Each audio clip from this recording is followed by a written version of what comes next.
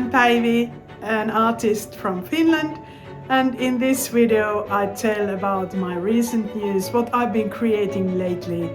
I hope it inspires you to paint and draw and do all kinds of artistic stuff.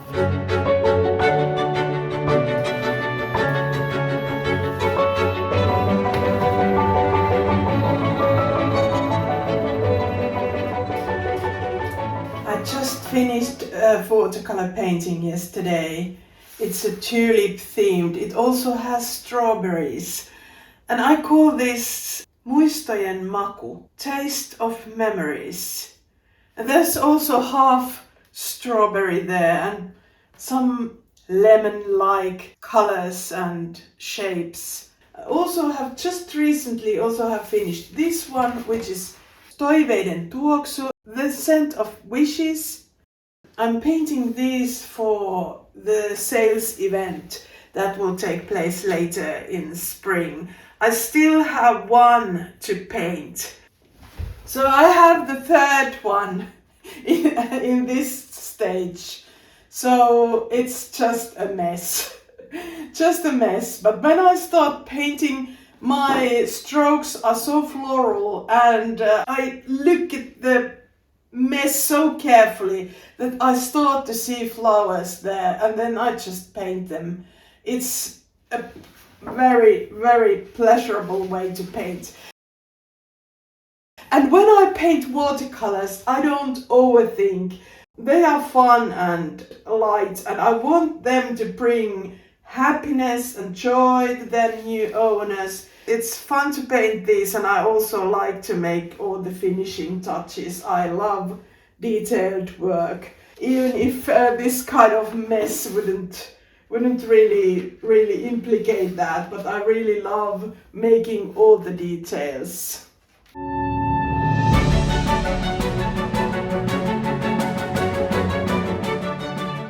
After taking the official picture, I always update it quite right away on my website, because even if I intend to sell this in the sales event, then sometimes there are people that are waiting for the new art to appear and I will always want to serve them first.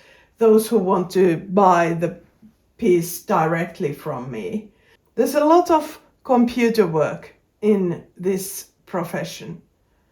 Lots of stuff, other things too than just taking the photos of the finished piece. Of course, when I have courses, I do a lot of work in computer. I edit videos and every week I create a free blog post and then social media stuff. There's a lot of things that need to be done by sitting.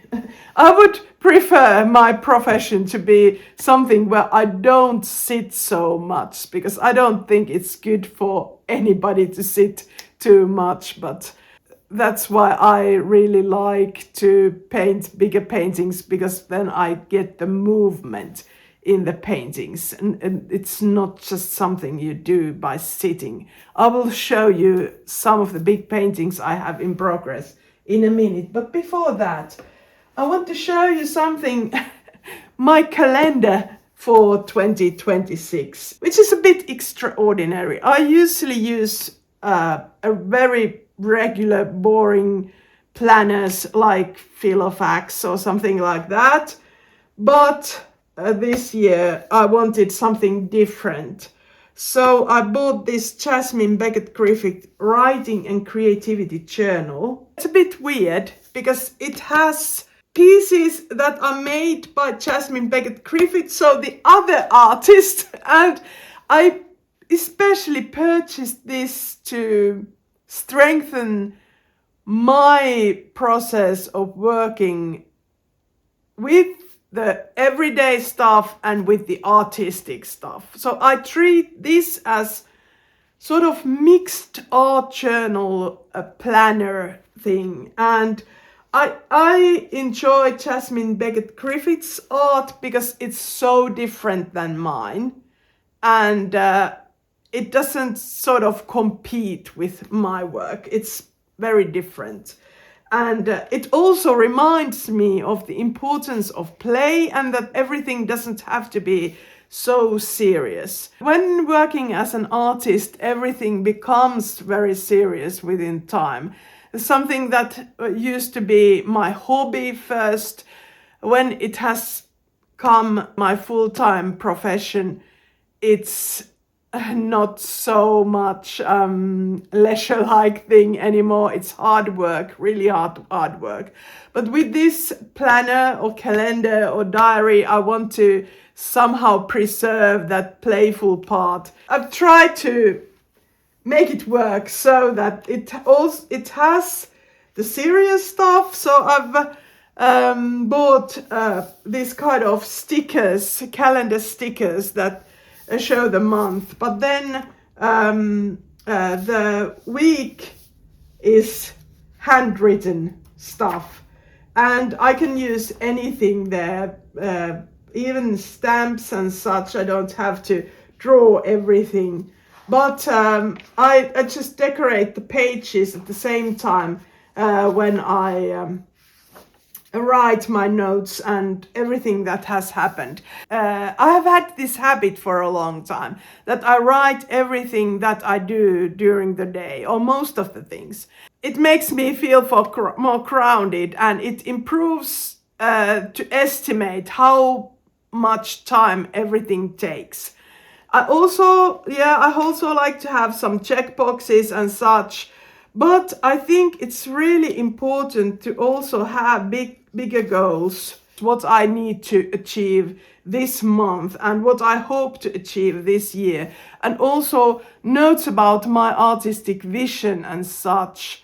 And I think that is really important to work by writing too. And that's also one reason why I write blog posts, because I think that it's important to write about art, to find words, not only work in the visual level. And that's also why when I lead my community, Bloom and Fly community, I wish that every time people post pieces, they also write about them, because I think that's part of the practice, this writing thing. And I think that art journaling is so great because it combines these two. It combines the playing with colors and such, and also writing things. Sometimes the journaling parts can be quite superficial, not so to the point, but I still feel that it's important to pick a pen and also write, not only color or create images. I love to write by hand, and I have several handwriting styles, and I enjoy playing with those. Here I have a couple of big paintings that are in progress. So this one is now finished, but I have turned it upside down because I have just painted the bottom side edge, so it's just upside down. And this one is still in progress, and I will have at least one session before it's finished. I try to get this finished within a week or two, and then I also need to take the photographs, and I try to take the photos of the big paintings outside. It's winter now, so it's a bit exciting to have the weather that allows that, but it's the best light there. And because these are oil paintings, this glare easily, so it's difficult. If the light is not even, it's difficult to photograph them. I also have a box full of canvases, and I will continue this series. I have worked on this kind of paintings for quite a while now, and I have other pieces that have been born already, and there's one, I will show you that. So there's the piece called Cosmos, and I will show you the better picture of the painting. It also waiting for the trip to the sales event. This one has a lot of layers and I think it really improved it. Many times when you only paint a few layers, then I feel that the painting doesn't really get finished and it doesn't really get to show everything that it has to offer. So I usually paint many layers, and this one has even more than I usually paint. These pieces, these are so different than watercolors. This requires so much more thinking. So when I'm walking the dogs, I think about these paintings. When I wake up, I think about these paintings. I often dream about these paintings. They occupy my mind. And I said to my husband one day that the life of an artist may look like she's doing nothing, but actually she's working all the time when the brain is just full of the thoughts about these paintings. And many times they are a bit like nightmares too. So if I don't look at them, I may remember something incorrectly, and then I think that, oh, I have to correct that part. And then I rush to this room where they dry, and then I see, oh yes, I did that already, or there's nothing wrong with that. Focus on different things. This detail stuff, that's very occupying, but also that I don't want my oil paintings to be like my watercolor paintings. My watercolors are like sort of small gifts, and they are the small gifts of joy. The bigger oil paintings, I want them to somehow honor the tradition of painting in oil, and I also want to break the tradition. So, for example, this piece, which is of course inspired by the Dutch still lifes of the 17th and 18th centuries, I want to express something in this style, in the old style. So this is called damask. It already has a name, and it's about ornaments that are traveling between flower shape and between the stiff shape. So it's telling about this transition from ornament to flower, and I really love this world, which is really decorative at the same time and still free at the same time. And also, this is something that I strongly connect with flowers. And my pieces have often flowers, almost every time they have flowers. I feel that I'm the flower painter in this way, that when I look at the flowers, I kind of feel the flower, that it's like a person, that it has these facial expressions, and it has this personality. And I think the personality of a flower is really important. For example, here when there's a lemon that bleeds a bit, how does this flower feel when the lemon juice is pouring over her face?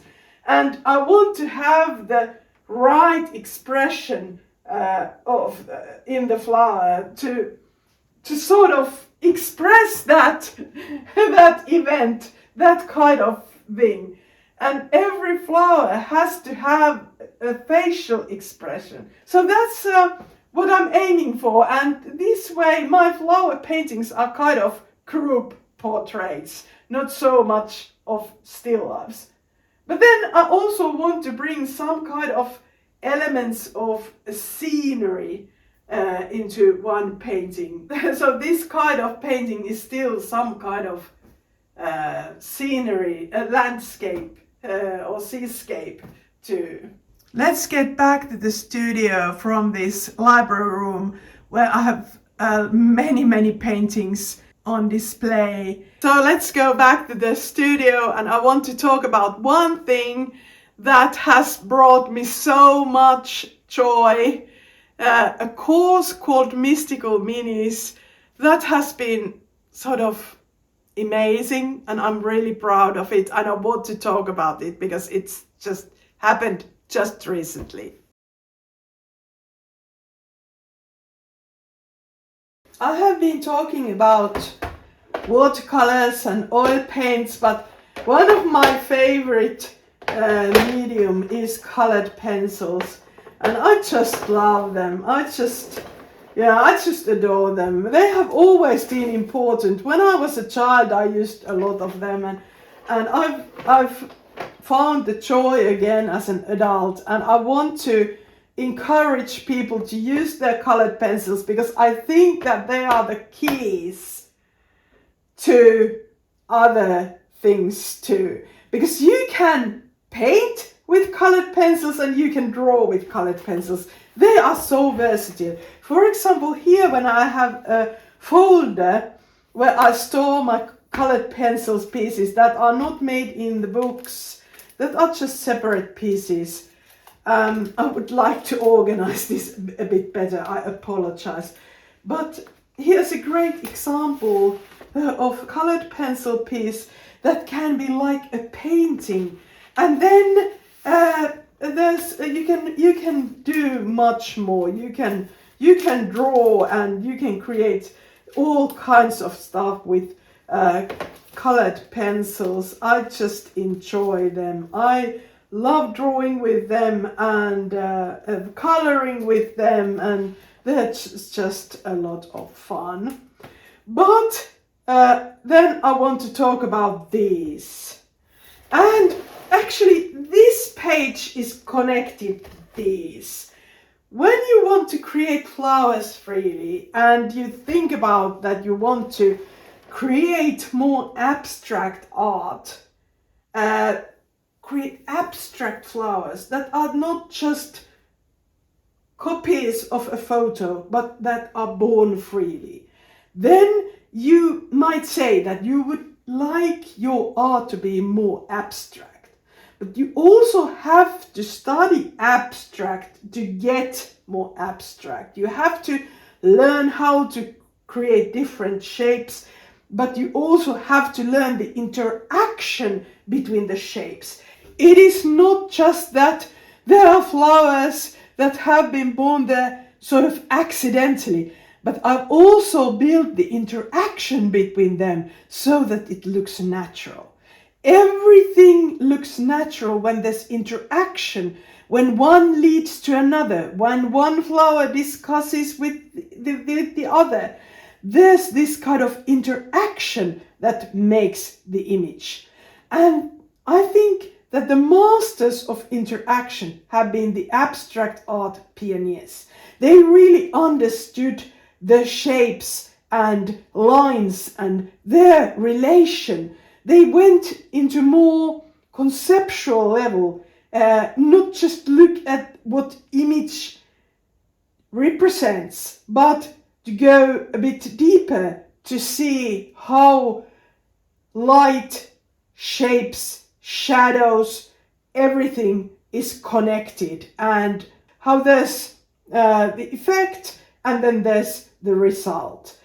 In the end of last year, I found a way how to really explain this kind of interaction. And that's when I created this course, Mystical Minis. I have the pieces here, and they are not masterpieces, but the exercises are great. And I think that the whole course is full of art. It's artistic experience, the course.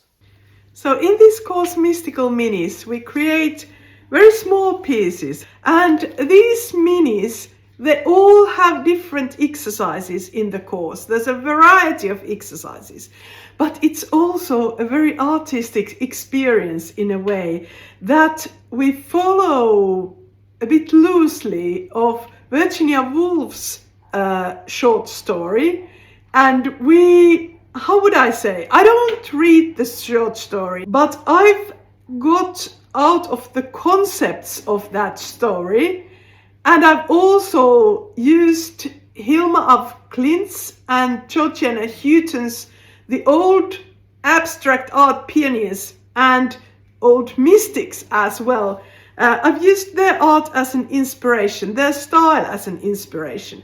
So this is kind of time travel to the birth of abstract art, to the beginning of 20th century. This is a really great course because it also leads you to this experience that I would like to call with the words inner inspiration. I think that people nowadays, they don't need so much outer inspiration. We are all the time exposed to all kinds of things that inspire us. Even things that don't inspire us affect our art. It's more important nowadays to connect with this inner inspiration, to connect with inner world, not create so that you would think about from the outside in, but I would like you to think the other way around, to explore what's inside and then bring it outside. And this course, Mystical Minis, is about that, finding that inner inspiration. The exercises are different than what you're used to in the art courses. I feel it's an accomplishment from me as a teacher, and what I've seen from the two students, the pieces are so delightful.